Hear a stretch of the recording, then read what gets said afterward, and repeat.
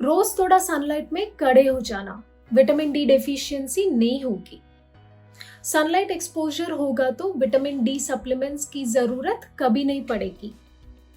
How many times have you been told this before? Besides this, have you heard people saying that early morning sun rays are good for vitamin D, or the evening sun rays are good for vitamin D, or there's no need to apply sunscreen if the sun doesn't seem too harsh, etc.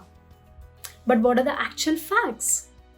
So today I'm here to discuss vitamin D, an essential vitamin linked to sunlight. But much more than just that. What is its function? Which part of the day should you get exposed to sunlight? Should you need to apply a sunscreen, or do you need supplements, etc.?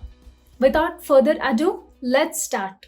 Don't forget to subscribe to the MFine channel and hit the bell icon to never miss any update.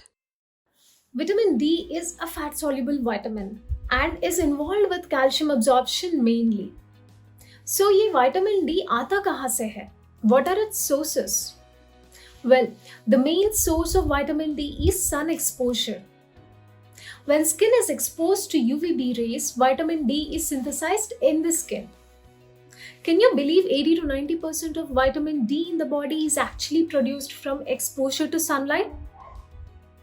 Apart from this, there are other minor sources like liver oil, tuna fish, salmon fish, cod fish, and foods fortified with vitamin D like milk, cereals, and juices. Now, the next important question is, how much vitamin D do you require per day? Well, for adults, the daily requirement of vitamin D is 600 to 800 international units, or 15 to 20 micrograms. For children, including infants, it is 400 to 600 international units, or 10 to 15 micrograms per day. Many factors affect vitamin D production, such as pigmentation. Dark-skinned people have more number of melanocytes in their skin that absorb UVB rays, and hence they cannot produce as much vitamin D as fair-skinned people. They need 3 to 4 times more sunlight exposure than fair-skinned people to synthesize same amount of vitamin D.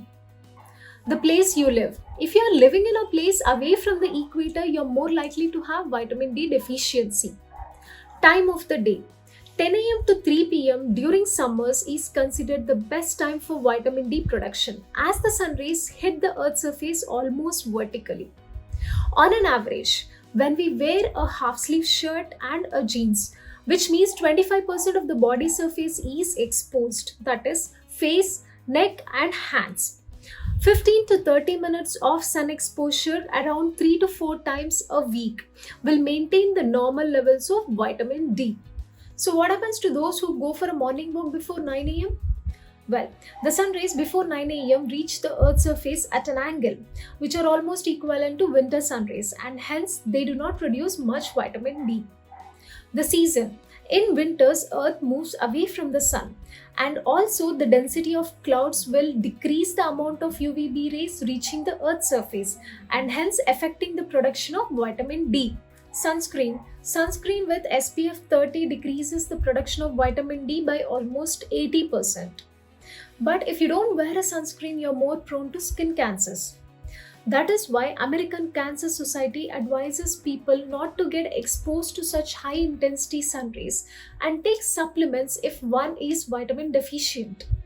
Once vitamin D is synthesized in the body, like I mentioned before, its main role is to promote absorption of calcium from gut and kidney.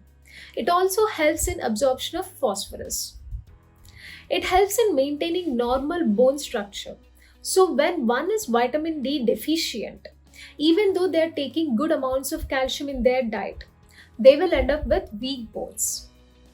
Normal vitamin D is required to maintain muscle strength and also helps in preventing falls and fractures. Besides these, there are other functions of vitamin D like gene modulation, immune system modulation. It is also involved in heart health, mental health, normal skin and hair growth, and also in ovulation process. There are a lot of studies going on to understand how vitamin D actually helps in these processes. So what happens जब आपको sufficient vitamin D नहीं मिल पाता है? you will land up in calcium deficiency, and your body tries to compensate this by removing calcium from the bones, and eventually you will end up with weak bones, increasing the risk of fractures. Muscle weakness is also developed, and this is evident in the form of back pain, leg pains, and body pains. Vitamin D deficiency also leads to infertility, hair fall, increased risk of cardiovascular diseases, depression, and other mood disorders. So, what is the treatment for vitamin D deficiency? Vitamin D can be given in the form of tablets or injections. Now, the most common question asked is which is better? Studies say that both are equally efficacious. Although oral route has better compliance and maintains a plateau level better compared to the injections. You can either go for daily oral tablets in the form of 6,000 international units or weekly tablets in the form of 60,000 international units for around 8 weeks, which will correct the vitamin D deficiency. After this, the most important thing is the maintenance dose, which is 1500 to 2000 international units for another 3 to 4 months. Or you can take 60,000 international units twice a month for around 3 to 4 months. Because studies have proven that people land up in vitamin D deficiency again after the initial 2 months of correction. Remember, in individuals who are obese or who have malabsorption issues or who are on treatment with antifungals, anti-epileptics, or steroids, they need higher doses of vitamin D than normal. Now, the next question is when to retest for vitamin D. Most of the people try to check vitamin D after 2 months of treatment, which is not needed. It is advised to retest vitamin D after 6 months.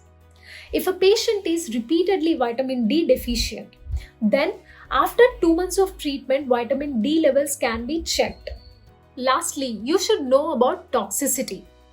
Very rarely it happens, especially if a person is taking medication for more than a few years. But what if you are exposed to sun too much? Will you land in vitamin D toxicity? No, not really.